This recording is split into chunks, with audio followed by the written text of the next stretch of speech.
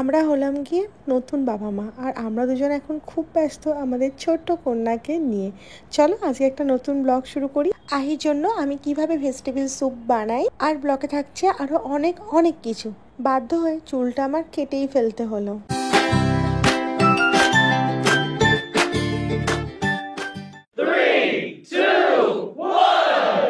Hello সবাইকে, আমি রুম্পা, আর একটা নতুন ব্লগে তোমাদেরকে ওয়েলকাম। আজকে ব্রেকফাস্টে আছে বেসনের চিলা। আর বেসনের চিলা বানাতে গিয়ে একটা ছ্যাঁকা খেয়েছি, দাগও হয়ে গেছে। আস্তে আস্তে ঠিক হয়ে যাবে, এরকম ছ্যাঁকা তো খেতেই থাকি। তো বেসনের চিলার ওপর একটা করে অমলেট দিয়ে দেবো, খেতে যাতে বেশি সুন্দর লাগে। ব্রেকফাস্টের চিলাটা যেমন একটা হেলদি অপশান, সেরকম বানাতেও সহজ আর খেতেও খুব ভালো লাগে। জাস্ট বেসনগুলো, তার মধ্যে জিরে, লঙ্কা, পেঁয়াজ, ধনেপাতা, নুন, জিরে গুঁড়ো, চাট মশলা, যা যা সব কিছু দিয়ে একটু ভালো করে গুলিয়ে নিয়েই ব্যাস চিলার মতো করে বানিয়ে নিলেই রেডি। অনেকেই আছো যারা আমাকে রেগুলার ভিডিও দেওয়ার জন্য বলে, কিন্তু বিশ্বাস করে একদম সময় করে উঠতে পারি না। ভিডিওগুলো আমি একদম ভালোভাবে ক্লিপ নিয়ে নিই, কিন্তু সেগুলোকে এডিট করে ভয়েস ওভার দিয়ে সেটা আর পসিবল হয় না। একটা ছোট্ট বাচ্চাকে নিয়ে সারাদিন যে কি চলে, তোমরা যারা নতুন মা হয়েছো খুব বুঝতে পারবে। সারাদিন একে নিয়ে ব্যস্ত, তারপর সংসারের কাজকর্ম, নিজের অফিসের কাজ তো আছেই।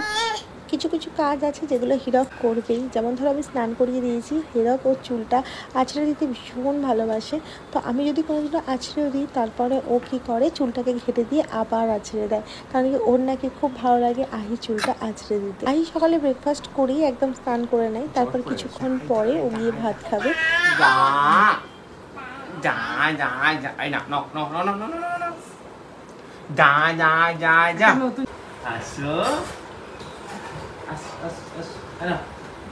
সারা বাড়ি এইভাবে হামাগুড়ি দিয়ে বেড়ায়, কী যে ভালো লাগে দেখতে। কিছু একটা সাপোর্ট পেলেই সেটাকে ধরে দাঁড়িয়ে যাবে। যখন বসতে শিখেছিল তখন একদম শুতে চাইতো না, আর যখন দাঁড়াতে শিখেছে তখন একদম বসতে চায় না। আর হিরকের একটা মিটিং আছে, তো সেই জন্য ও তাড়াতাড়ি করে লাঞ্চ করে নিচ্ছে।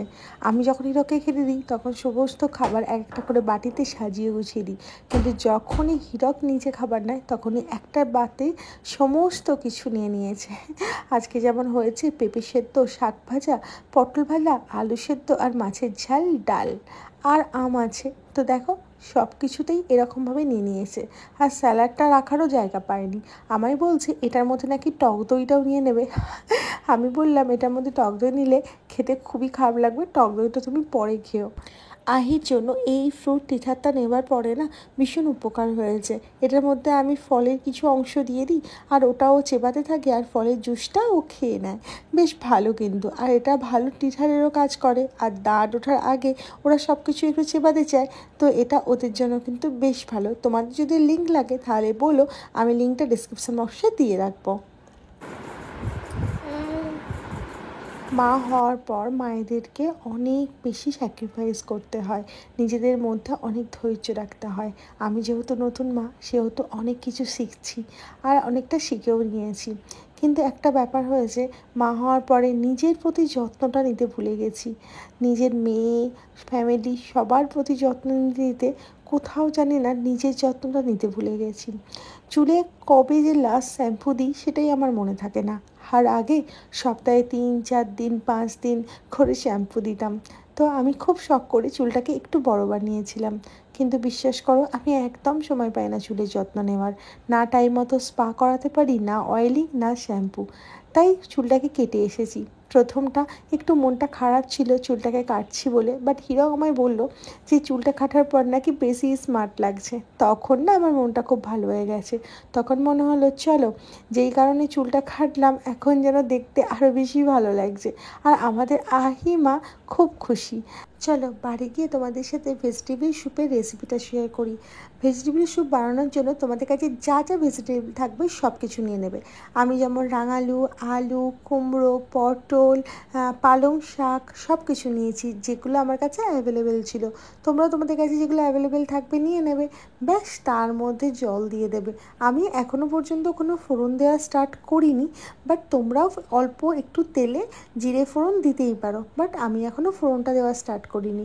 আমি অল্প একটু বাড়িতে বানানো ঘি দিয়ে দিই, ব্যাস জল দিয়ে আমি সেদ্ধ করতে বসিয়ে দিয়েছি। খুব ভালো করে সেদ্ধ হয়ে গেলে এই ম্যাশারের সাহায্যে ভালো করে ম্যাশ করে নিতে হবে।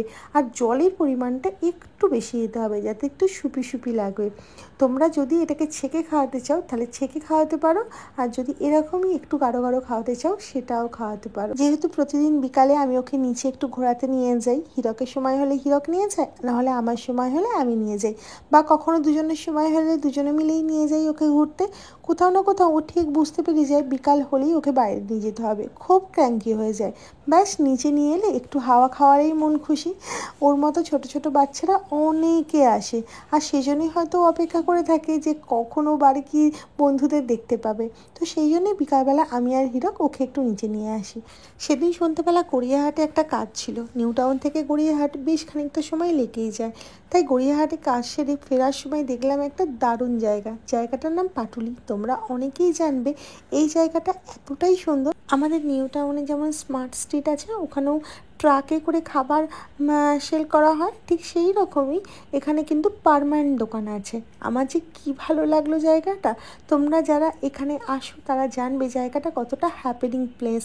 আহির খুব ঘুম পেয়ে গিয়েছিল, বাট আহির মায়ের এত সুন্দর জায়গাটাকে ছেড়ে যেতে ইচ্ছা করছিল না। আর এই স্ট্রিট ফুডগুলো এত লোভনীয় ছিল, তোমরা যারা খেতে ভালোবাসো তারা এই জায়গাটা অবশ্যই করে এসো। এতটা বাজেট ফ্রেন্ডলি, আমি সত্যি অবাক হয়েছি। আর খাবার দাবারের টেস্ট সত্যি অসাধারণ। আর ওখানে যে জিনিসটা আমার সব থেকে মন কেড়েছে সেই সুন্দর পুকুরটা। জানি না এটাকে পুকুর বলবো না লেক বলবো, বাট আমার অসাধারণ লেগেছে। এখানে বসে বসে আইসক্রিম খেলাম। অনেকগুলো কাজ আজকে হাতে নিয়ে এসেছিলাম, তাই আমরা তিনজনেই খুব টায়ার্ড হয়ে পড়েছি।